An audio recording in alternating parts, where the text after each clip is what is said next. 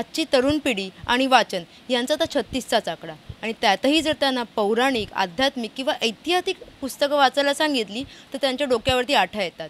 पण 2010 पासून ही समीकरणं बदलायला लागली. 2010 पासून ही समीकरणं का बदलायला लागली याचं कारण आपल्याला थोड्याच वेळात कळणार आहे. कारण की ही समीकरणं बदलवणारा अवलिया आपल्यासोबत आहे, अमिश त्रिपाठी सर. आज त्यांचं सीता हे नवीन पुस्तक लॉन्च होत आहे. त्याबद्दलच ते आपल्याशी गप्पा मारणार आहेत. त्यांच्या पुढील वाटचालीबद्दलही आपण त्यांच्याकडून खूप जाणून घेणार आहोत. आपण त्यांच्याशीच बोलूया. नमस्ते, थैंक यू नमस्ते। मुझसे इंटरव्यू करने के लिए बहुत बहुत शुक्रिया। लेकिन मैं एक बात आपको बता दूं, ऐसा नहीं कि हमारी युवा पीढ़ी और हमारे पौराणिक कथाओं में 36 का आंकड़ा है। एक बहुत प्राचीन एक प्ले है कालिदास जी का, मालविकाग्निमित्रम, 2000 साल पहले लिखी गई थी। उसमें भी एक प्ले में भी एक बाप है जो अपने बच्चे के बारे में कंप्लेन कर रहा है कि ये देखो मेरे गधे बच्चे को हमारे सभ्यता में कुछ रुचि नहीं है। 2000 साल पहले भी माँ बाप कंप्लेन कर रहे थे, आज भी कंप्लेन कर रहे हैं। हमारी सभ्यता आज भी जिंदा है, तो युवा पीढ़ी पे थोड़ा विश्वास रखना चाहिए। आपने हमें सिखाया कि युवा पीढ़ी पे कैसे विश्वास रखना चाहिए। मेलुहा के वजह से वहाँ से आपकी जर्नी शुरू हो गई। आज सीता पे आके आप है, उसके बाद रावणा भी आने वाली है, उसके बारे में आप कहिए, सीता के बारे में। देखिए, ये सीता माँ की कहानी है और रामचंद्र श्रृंखला की जो पहली किताब थी साइन ऑफ इक्ष्वाकु के वंशज, ये श्री राम पर आधारित थी। श्री राम के जन्म से सीता अपहरण तक थी। और ये जो किताब जो आज लॉन्च हो रही है, सीता वॉरियर ऑफ मिथिला, ये सीता माँ के जन्म से सीता अपहरण तक की कहानी है। तो उनकी कहानी है जिसमें श्री राम एक पात्र हैं जो किताब के आखिरी एक तिहाई में आते हैं।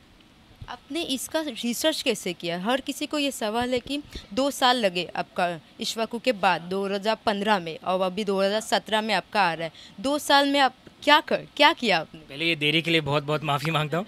ये देखिए, ये सीता माँ की जो छवि जो आज के तारीख में है वो कई हद तक एक 1980s के टेलीविज़न सीरियल पर आधारित थी।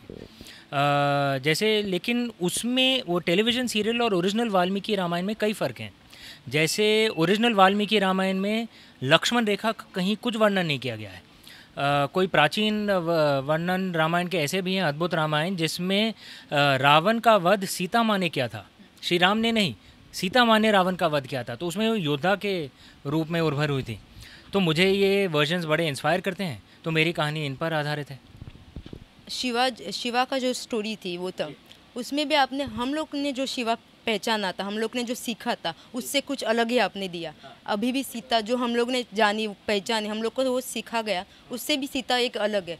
तो ये कुछ डाइजेस्ट करने में रीडर्स को प्रॉब्लम होगी या वो कैसे एक्सेप्ट करेंगे, ये ऐसा कुछ लगा आपको? नहीं, देखिए, ये प्रथा तो हरदम हमारे देश में चली आ रही है कि आत्मा वही पुरानी होती है और उसके हम इज़्ज़त करते हैं, उसकी आराधना करते हैं, लेकिन उसके नए वर्णन, मॉडर्नाइजिंग और लोकलाइजिंग, ये बार बार होता रहता है। जैसे मैंने कहा, वाल्मीकि रामायण ओरिजिनल रामायण था, लेकिन आप तुलसीदास जी की रामचरितमानस पर हैं जो 400 साल पहले लिखी गई थी, उसमें काफ़ी चेंजेस किए गए थे।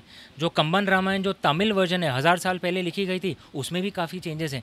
लेकिन जब तक इंटरप्रिटेशन इज़्ज़त के साथ की जाती है तो कुछ कठिनाई नहीं होती। और मैं इज़्ज़त के साथ ही लिखता हूँ। जिन भगवानों के ऊपर मैं लिख रहा हूँ, मैं उनकी पूजा करता हूँ, उनकी आराधना करता हूँ। अपने प्राचीन सभ्यता पे बड़ा गर्व है मुझे, तो इसलिए प्रॉब्लम क्या होगी?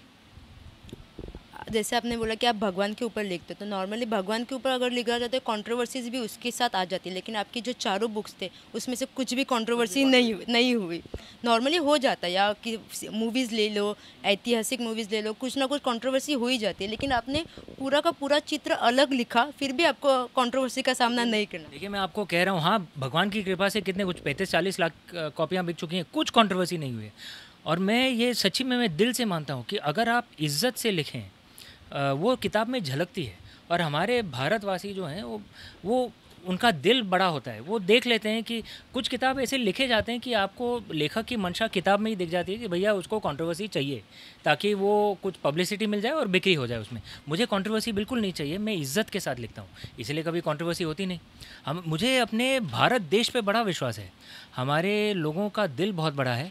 हमारे जो कानून हैं उसमें सुधार की ज़रूरत है, लेकिन लोग मतलब एकदम ऐसी किताब अगर लिखनी है तो भारत से बेहतर कोई देश नहीं है। तुम्हाला हे पुस्तक कसं वाटलं? तुम्हाला त्यांची सीता भावली की नाही हे आम्हाला नक्कीच कळवा. अधिक माहितीसाठी पाहत राहा लोकसत्ता.com.